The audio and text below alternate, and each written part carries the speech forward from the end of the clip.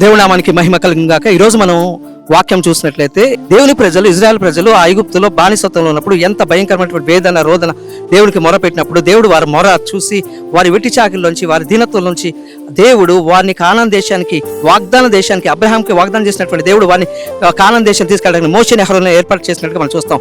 ఎప్పుడైతే ఐగుప్తు నుంచి దేవుడు తీసుకొచ్చాడో అనేకమైనటువంటి అద్భుతాలు వారి జీవితంలో జరిగించాడు. ఎర్ర సముద్రం 2 పాయలుగా చేసి నడిపించాడు. ఆ చేదు నీళ్ళని ఆ తీపి నీళ్ళుగా దేవుడు మార్చాడు. మన్నాన్ని దేవుడు కురిపించాడు. అరణ్యంలో దేవుడు పోషించాడు. అంత విధాలుగా దేవుడు పోషించినప్పుడు వారు దేవుని గణపరుస్తూ వచ్చారు, మహిపరుస్తూ వచ్చారు.